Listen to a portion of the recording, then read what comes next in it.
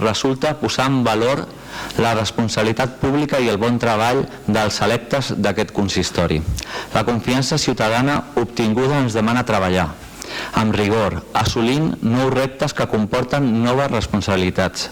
I per poder-les portar a terme, juntament amb un dibuix d'organigrama ja presentat, cal iniciar un camí exigint-nos la millor professionalitat i dedicació per aconseguir serveis de la màxima qualitat. El PSC de Rubí i En Comú Podem han mantingut una sèrie de trobades per concretar les possibilitats de treball conjunt que garanteixi inicialment la governabilitat i neutralitzi la paralització que suposa estar sense pressupost aprovat. Pensem que el cartipàs que presenta ara aquest govern municipal és aquell que farà possible les millors polítiques per als nous 4 anys que iniciem ara. És digne fer política i cobrar-la, però s'ha de ser molt curosa en quines condicions i en quins termes es fa això. Avui volem assenyalar la crítica a la proposta que es presenta, però també volem remarcar que tenim una alternativa, que no només assenyalem allò que no ens agrada. Nosaltres, com ja hem vingut fent fins ara, no cobrarem, o sigui, la percepció que jo com a portaveu rebré, hi ha una part que va a l'assemblea i que decideix a quins fins es dedica i es reinverteix en allò que l'assemblea de l'Alternativa d'Unitat Popular decideixi.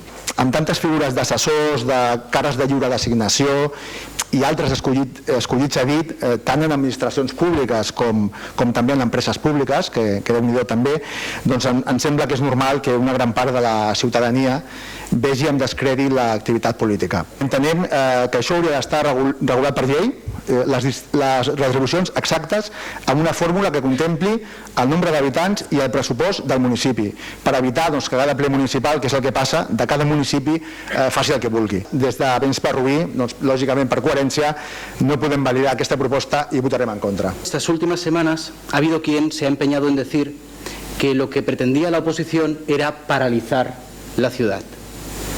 La respuesta es no. Nosotros no hemos pretendido, por lo menos nuestro grupo municipal, paralizar la ciudad. Lo que nosotros hemos pretendido es paralizar un cartipàs que nos parece excesivo. Y los sueldos de los políticos y los cargos de confianza de este pleno i d'este Ayuntamiento no és la ciutat. Per què facilitem que aquesta proposta que no ens agrada pel que fa a les retribucions tiri endavant? Mireu, perquè hi ha més coses al voltant d'aquesta proposta, qüestions de ciutat, perquè aquesta proposta ens permet aturar la tramitació del POUM i començar a treballar en una planificació que posi al dia a la ciutat, perquè aquesta proposta ens permet abordar des del consens que va faltar al mandat anterior la reforma del Parc de Can Oriol, per exemple, o perquè aquesta proposta ens permet incidir en els pressupostos 2019 i 2020 en qüestions que al mandat anterior vam ser incapaços de posar-nos d'acord entre tots i totes. Estiguem on estiguem, nosaltres tenim una limitació de sous que està recollida en els codis ètics de les nostres respectives organitzacions i que és a la que ens limitarem a cobrar en cas que els salaris que se'ns hagin de retribuir siguin més elevats. Jo ho resumiria de donde dije digo, digo Diego, i perquè per nosaltres és una sorpresa i crec que és una tristesa per molts dels ciutadans que avui ens estan escoltant i que segueixen intensament i segueixen amb passió la política de la nostra ciutat. Jo els diria que prestigiar la política i complir amb els compromisos adquirits amb la ciutadania sí que es pot. Això sí que es pot. Jo crec que s'equivoquen molt. Sincerament, no cal votar que sí en aquest cartipàs, perquè tot el que vostès estan posant sobre la taula es pot fer de la mateixa manera des de l'oposició sense comprometre's a donar llum verda o a donar tota la facilitat del món a aquest govern que fa 4 dies actuava d'una manera que vostès no veien de cap de les maneres. En aquesta ocasió vostès han optat per això, han optat per seguir amb la desafecció de la política de molta gent que avui està desencantada i per un interès més de partit que de ciutat. Sembla que totes aquestes coses també de vegades són una mica relatives en funció del que hem de fer en la política, que és posar en la balança quins són els nostres objectius i com sortim guanyant no nosaltres ni les nostres organitzacions polítiques, que també, perquè al final som representants d'un projecte, sinó la ciutat.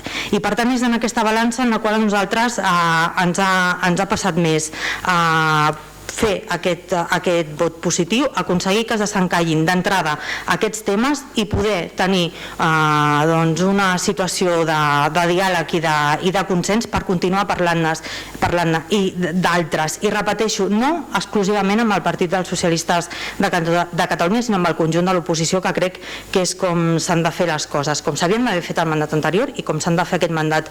No pateixi, que nosaltres treballarem perquè així sigui, i no pateixi perquè si acabem signat un pacte de govern també estarà escrit quins són els motius pels quals acabarem sortint, i si hem de sortir, en sortirem, no pateixi.